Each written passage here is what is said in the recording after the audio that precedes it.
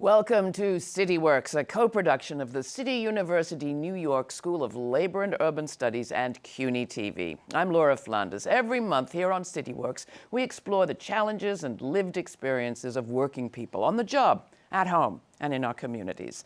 Special thanks to the Murphy Institute at CUNY SLU for co-organizing today's program and making it possible for the live virtual audience to join in. Zohran Mamdani will be the next mayor of New York City, becoming the first Muslim and the first person of South Asian descent, as well as the youngest in over a century to hold that position. His history-making run is reverberating around the world and through democratic politics, too. On this edition of CityWorks, we're going to be talking about the election, how it went down, and what it could mean for New York and the nation. To help us make sense of it all, we have convened a roundtable of political reporters who covered this election up close. Claudia Irizarry Aponte is a reporter for The City. She's also an instructor at the CUNY New York School of Journalism.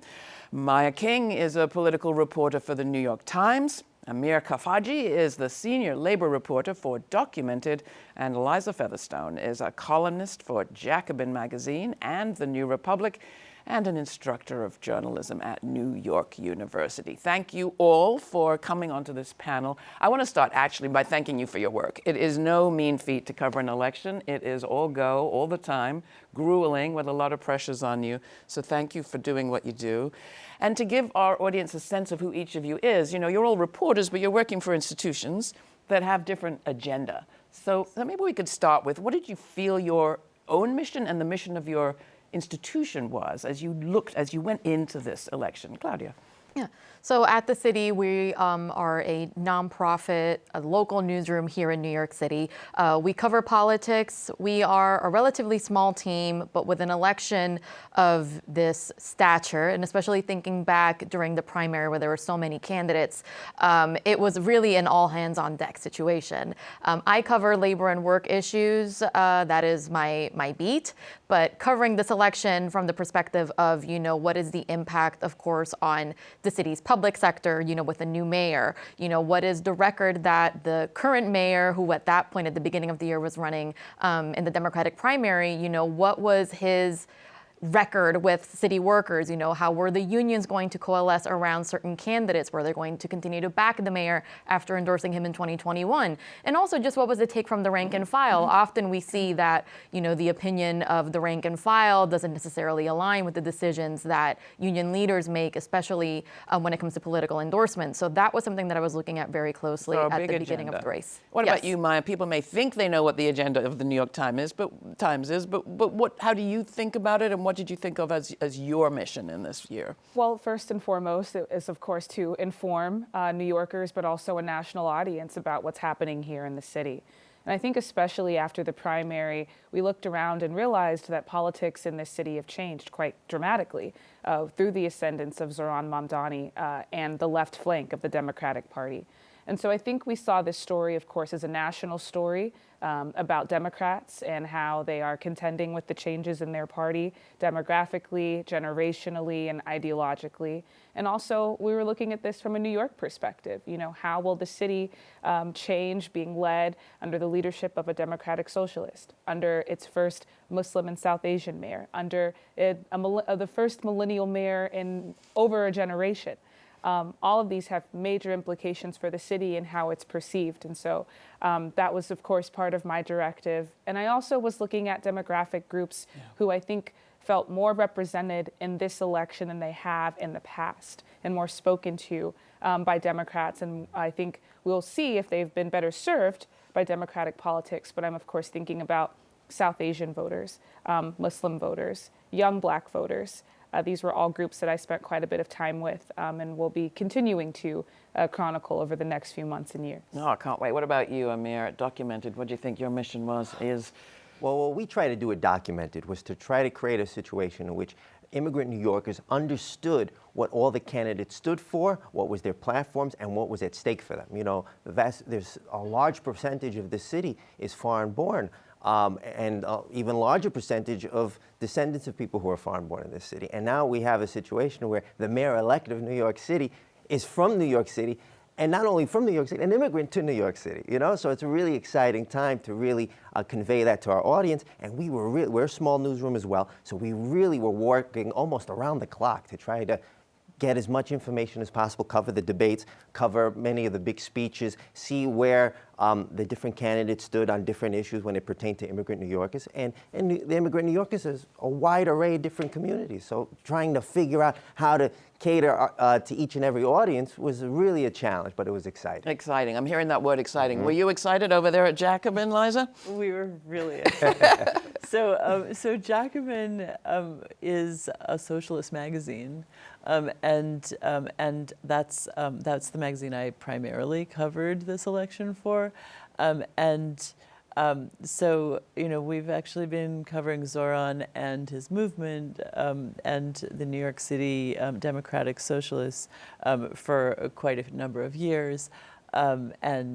So we were really interested in bringing this, bringing this race to our socialist audience, and letting them know the stakes of it, but also covering it in a way that could be persuasive to a non-socialist audience, and bringing Zohran and his very accessible platform to a wider audience. All right, so you can see why we gathered this panel, got a good sense of where each of you is coming from. So I will say, as somebody consuming the news, I was watching on my laptop and I was watching the commentary. Almost as soon as the results came in, the national commentary on the national cable news was, oh, this is interesting. Well, you know, it's not really the content of his message that won, it's the charisma or the weakness of the opposition. What did you make of that storyline, Maya? I'm not quite sure that's the case. I think that what we have to realize is the scale of the crisis of affordability in this city is really at an all-time high. And I think the fact that Mamdani was speaking to that very directly. I mean, this is the most unequal city in the country. And growing more and more unequal. And I think that played a large role in galvanizing people from the early stages of his campaign. Now, all of us who covered that campaign can remember when he really wasn't polling very well, and a lot of his ideas were just completely thrown to the side. Well, if you're going to go there, Maya, I do also have to remind us that the New York Times editorial board, which is not you, said Mamdani did not deserve a place on the ballot in the primary.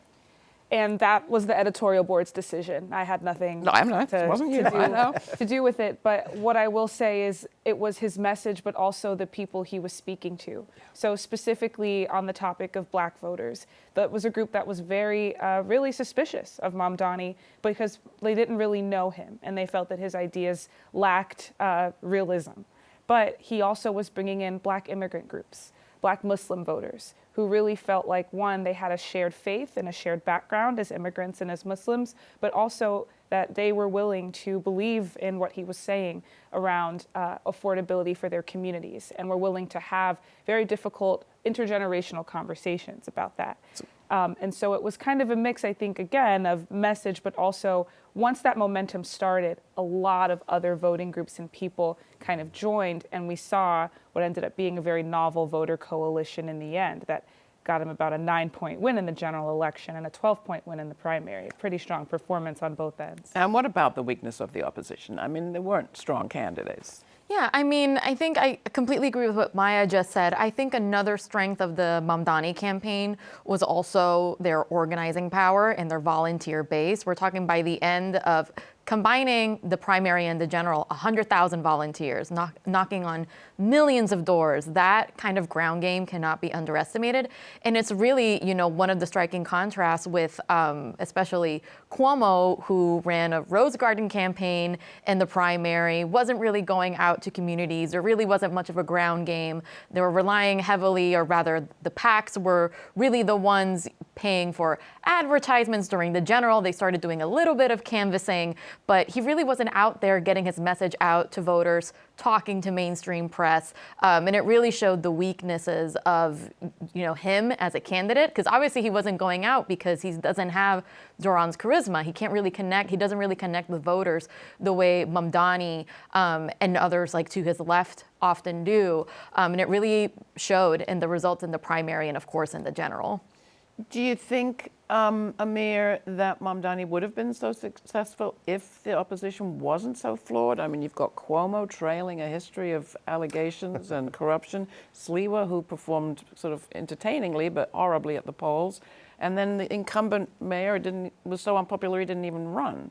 Well, I think it showed that the mainstream Democratic establishment was very weak. And I think what it also showed was that Andrew Cuomo didn't offer New Yorkers anything other than doom and gloom. He was a candidate that he operated like Count Dracula. He was going around all over the place, and he wasn't giving a message. He was actually selling and trading in Islamophobia and hate, and he was really saying how dangerous the city was. And Zohran, on the other hand, and charisma goes a long way, Laura. He had a wonderful smile. That smile, you know, lights up a TV. It lights up his face. You know, when he says hello to you, you get excited. Yeah. You feel like he really cares. He has this real empathetic nature. And I think voters saw that, and they said, you know what, we'll take a gamble. We'll see. Maybe he'll get one of the things that he said he'll get done. But one of those things would go a long way in improving the lives of New Yorkers. So those things included, of course, the rent freeze, the increase in the minimum wage, the potential free childcare, and transit, attention to transit with free buses. I mean, that was the content agenda. There was more to it than that, but that was the content agenda. I guess, Liza, you want to say it was the content that won the day.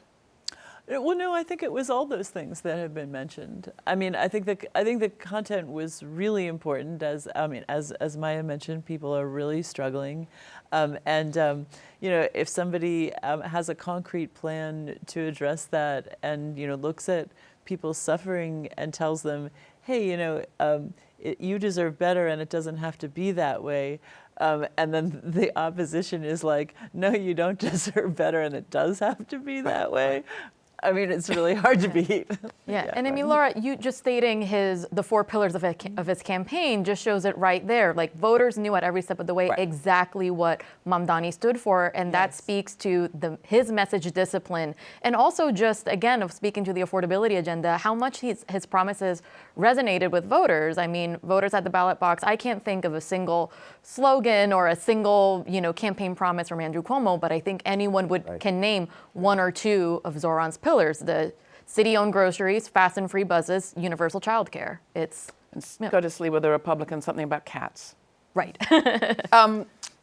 The other thing, to go back to the sort of national sort of takeaway, the sort of knee-jerk response, was immediately to jump to what's his significance to the Democratic Party. Is he the face of the Democratic Party? Now, he's going to be the mayor of New York. We're going to spend a lot of time today talking about what is he going to be able to do in the city. But it's almost as if the national significance suddenly became the most important thing to the national media. Mm-hmm. But he has a job on his hands right here. How do you want to respond to that? I mean, how important is that? Is he the face of the Democratic Party question? I mean, I think first and foremost, this was a New York City election. I mean, this really was about the struggles of New Yorkers and also the passion that New Yorkers have for their city, in finding a candidate who really cared about this city and about them and about making it better in very specific ways. But I would say there is some national significance. The affordability issue is nationwide, and it is one reason that Trump won the last election. And so I think it is certainly a lesson for Democrats in that sense, and we saw that to be fair to the centrists, they might be learning that lesson in some cases. In the New Jersey governor's race and in the Virginia governor's race, the winning candidates who were Democrats did emphasize that issue a bit more. So I think that might be that might be one, and that maybe doing the bidding of the billionaires hasn't been working that well for them. Now, Maya, your agenda, your mission is to talk about the national significance. So I can imagine that was a key question there at the Times. But how do you measure the importance of that? I think we have to wait. I'm immediately taken to the 2021 mayoral race, when then Mayor-elect Adams declared himself the Biden of Brooklyn. Yes, and there were conversations about whether or not he would be a contender in a 2024 presidential primary. And we see where we are now in 2025 with kind of a spectacular flame out of his campaign and later his mayoral tenure. So, Mamdani, is he the face of the Democratic Party? I think Republicans will seek to paint him as that, but he is certainly a face. And so I think we have to watch, one, how other Democrats respond to him, whether they seek to kind of follow his lead in some cities and adopt just a more his focus on affordability, which requires a much more ambitious policy response, or if they say, New York is going to do what New York does and we're going to stay over here. I think that's what you see from Abigail Spanberger in Virginia right now, and we'll continue to watch Mickey Sherrill in New Jersey as well. But I think the party, Democrats are in the throes of an identity crisis as it is. And so whether they land on one face or multiple faces is kind of the story, I think, of 2026. What leverage does the left have in this context? If we're thinking about Mamdani and his supporters as the left, what's their leverage against, for example, or with, let's just put it, with the governor, Kathy Hochul, for starters? Yeah, I think there are two things here. Number one is that Zohran does have institutional support for several key items of his agenda. I think chief among them is universal child care. Governor Kathy Hochul has indicated that she supports this, that she in fact would like to see it perhaps at the state level even, and that she's willing to work with Mamdani on it. Now, their one point of disagreement is that she says she does not want to raise taxes even on the wealthiest New Yorkers to make that happen. She says she doesn't want to lose more New Yorkers to Palm Beach, but Zohran has indicated that he's willing, if there are other sources of funding, to use that instead. He also appointed just this week Dean Fullahan as his first deputy mayor. He was, of course, the budget head, the budget czar under Bill de Blasio. He was a key figure in getting universal pre-K passed during de Blasio's first term.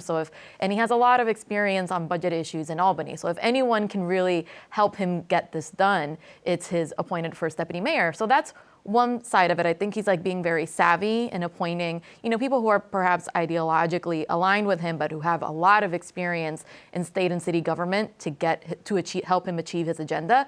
But then there's also the launch of his political group, just channeling all of his army of volunteers, helping them stay organized during, the transition and during his first term. It's a group, I believe it's called the New Era for New York, kind of like in the model of Bernie Sanders and AOC, who have created similar groups and institutions to kind of keep their base of support organized and help them, again, continue to organize their communities, canvas to help advance his agenda. So he won't be demobilizing his organizers in the way that, for example, Barack Obama did. I think the left has learned the lessons from Obama and his failure to really seize on his historic army of supporters in the 2008 election. So it'll be really interesting to see that, from an executive in New York, from a mayor for the first time. How are you looking at this, Maya? Kathy Hochul, for people that don't know, is up for re-election next year. She has a governor's race. That makes her somewhat vulnerable, but vulnerable to all sorts of different people. Sure, and I think that the other bit of leverage that Zohran's movement has is electorally. He has proven that he can mobilize tens of thousands of people on behalf of a cause that they believe in. Of course, that, again, is very localized to here in New York City, a very New York election. But I don't think that energy is wasted. I don't think it's going anywhere. And I also think that the left feels like it has something to prove.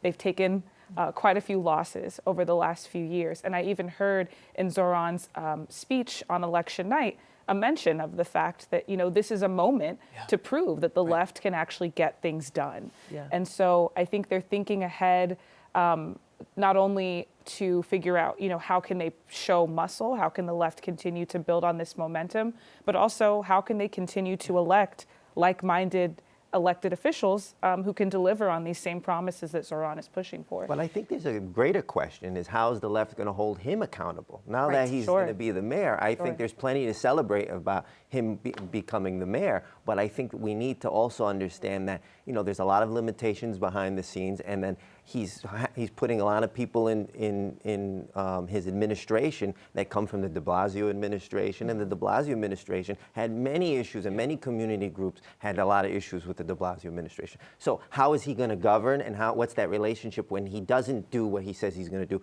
How is the left going to push him to do those things? And I think that's the question. That's a huge question. And is there a danger of kind of ultra-leftism as he is trying to negotiate with Hochul, for example? In a lot of ways, what a lot of the left groups are focusing on is less a model of holding him accountable and more asking, how do we change the conditions on the ground so that the things that Zohran promised he would do are possible? You know, so because as an individual, even though he is the mayor, which is a very powerful position, he won't be able to do it without a lot of public pressure on other actors in the on the stage, without a lot of pressure on Kathy Hochul, without a lot of continued organizing. You talked about other players on the ground, and you mentioned the election night speech of Zohran Mamdani, and I was very struck that almost immediately upon having mentioned Eugene Debs, socialist candidate, he went on to refer to the era of LaGuardia, the Fiorella LaGuardia in the mid-30s, coming out of the Depression, World War I, World War II. The changes that were able to happen under that administration in the 30s and 40s, the founding of NYCHA, Public Housing Authority, the effort by the city at that time to control prices and utility costs for people coming out of the Depression, and his pledge to make it a 100% union town. That was LaGuardia's promise. I think the labor movement is going to be critically important in this moment. You talked about, you know, labor complexity during the race, but it does seem like that could be one huge piece of leverage. But Mamdani is dealing with a very different city than LaGuardia was. I mean, union membership here, I think it's like 1 in 5 workers in New York City, higher than the rest of the country, but still much smaller than it was even in the 70s. I think it was 1 in 3, and much smaller than it was in the 1930s and 40s. But LaGuardia did a lot to help unions organize. What actually can a mayor, Mayor Mamdani, do? You're a labor reporter, Amir. Well, that's a good question. It's hard to say what any one person in an elected office could do. I do know that when LaGuardia was mayor, there was social movements on the ground pushing for these things. LaGuardia didn't just come in and all this stuff happened. He didn't just build public housing and built all these things because he thought it was a good idea. And immigrant movements too, I should say. Yeah, there were immigrant movements on the ground. There was a very robust, strong union movement on the ground, a strong socialist movement on the ground, pushing LaGuardia, who was a Republican, to do all these social services. Right now, we have a very different situation, but I do know that if we want the things that Mamdani's promising, is we have to push for these things. We have to have autonomous, organized movements outside of any one elected official pushing for a lot of these things, like NYCHA, for example. Right now, we don't hear even the Zohran campaign talk too much about NYCHA while they're going through a privatization scheme right now. So right there, it's the greatest housing stock in the United States of truly affordable housing. So people have to push for these things.